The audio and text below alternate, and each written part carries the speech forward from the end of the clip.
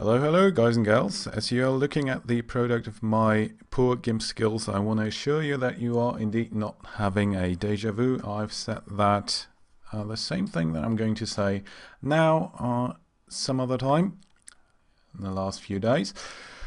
But apparently Twitch fucked up. Hello, I'm Lafaria. Welcome to the show.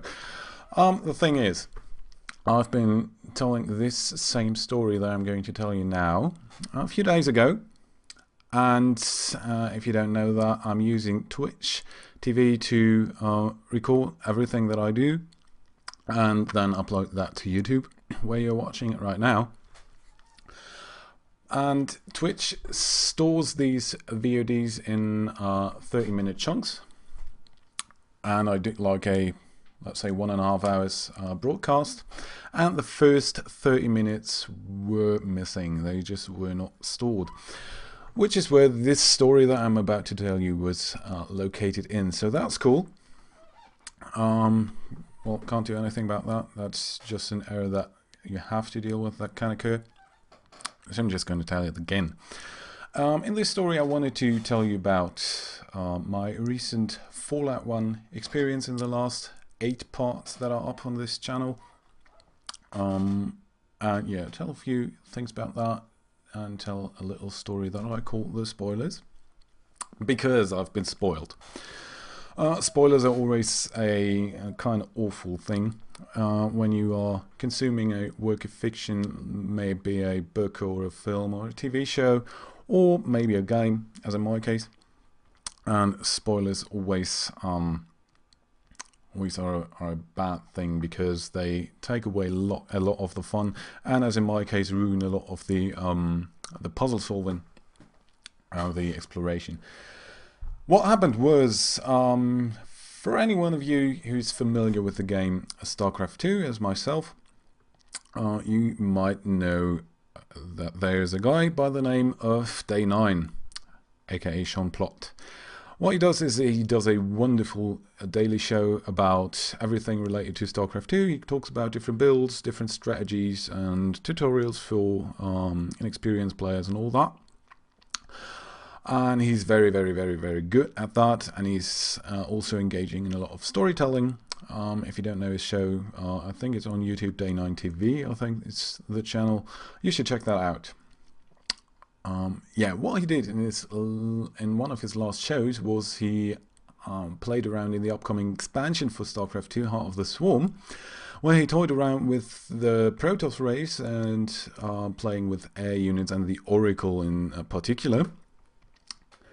And he tried to come up with new builds that employ such strategies. And at the end of the daily, he had an interesting analogy how that feels to explore these kinds of strategies and come up with different builds. And he's given me permission to use this footage on my stream. Here's what he said. Take a look at that.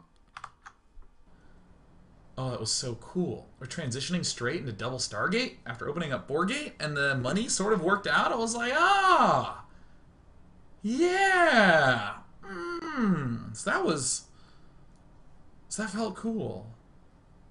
Yeah. With so much undefined in the murky waters, there is much to discover, and that always feels good to discover. It is almost as cool as the feeling of when you first played Fallout 1, and instead of going to Vault 13 at the start, you just went left and you found the mutant military base, and you're like, oh, I didn't even know that this was here. Well, guess what? I didn't know that. Thanks, Day9, for the spoilers. I know now. I'm not going to go there yet, because I will just pretend that I didn't hear that, for the most part. Of course, I will go there eventually, because I'm curious and my adventure sense is tingling and all that. But for now, we'll just ignore that. So that was that. Furthermore, I got a friend named Benjamin, who is a big fan of the Fallout franchise and has been following my playthrough on Twitch and on YouTube. And I was talking to him on chat the other day, and he said, I've been watching your playthrough. So yeah, that's cool.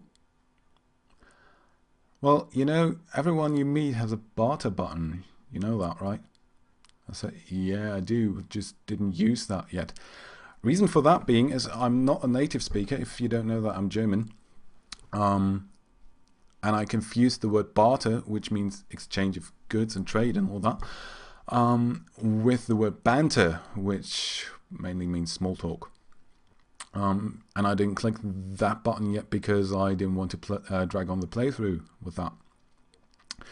But apparently you can trade with everyone you meet and exchange goods.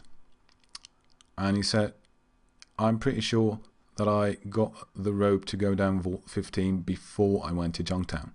So that was a spoiler, but I'm actually happy for that because Vault 13 would have dried out multiple times before I would figure that out.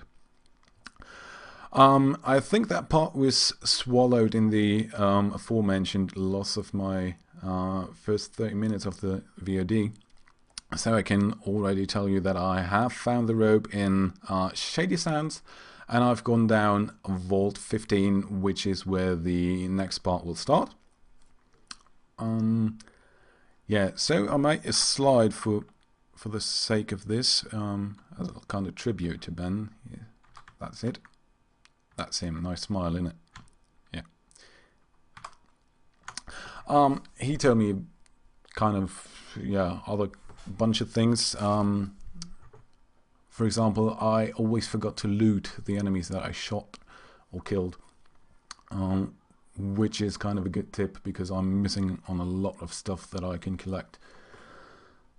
Yeah, that reason being the game is kind of hardcore and it doesn't tell you when enemies have something on them that you can use. You gotta hand that to me though. And now to a different story that I'm embarrassed about. There's a dog. I made him rage a lot in my last part, and I probably made you rage as well. I'm sorry for that. The story is, there's a dog in Junktown, and this dog is sitting in front of a building, and a guy is standing in front of that building, and he said to me, this dog is blocking my way and can't get into my house. Can you help me? What my gaming experience tells me is I have to remove the dog somehow. So I shot it. I attacked it and killed it. What I didn't know, you can actually get this dog as a companion. And it's very, very good.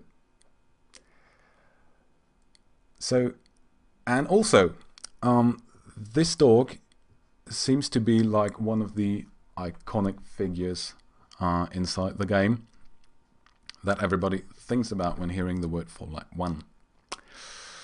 So yeah, there was this really baller dog, which happens to be like the legendary creature inside this game, and I cold-bloodedly murdered it. Yeah, that was a mistake. So I've decided to go to a safe game where the dog actually is still alive and play from that part on, from that point. I hope you're cool with that. It's not too much of backtracking. Yeah, that was the dog. And Ben said, you should have figured that out because the dog has a special name. And that is not true. That's a lie. That's a bloody lie. Because I've gone through the game and I've clicked on the dog and it says you see a dog. And a dog is not a special name for a dog, right? Yeah. But, yeah, so I know that now. And I hope you have mercy with me. I suck at this game so much. I know that. Well, that's mostly due to previous gaming experience, because that's kind of a usual quest, isn't it? Where you see there's X blocking Y from doing Z, so you have to remove X. Yeah, which always often means there's something like a creature and you have to kill it or fight it or catch it or whatever. I thought it was a little far-fetched to just adopt the fucking thing, yeah? Well, but yeah, as I said, Fallout is quite hardcore and quite challenging, and it doesn't give you an inch of leeway in that regard. Okay, so but this is the state that I'm playing in right now. Now I know all these things, and as I said, I already bought the rope in Shady Sands, and I went down to Vault 15. So that's where the next part on YouTube, part 10. If this story here is part 9, then the next part's part 10. Will continue. So I hope you enjoy that. And for now, thanks for watching, and see you next part. Bye.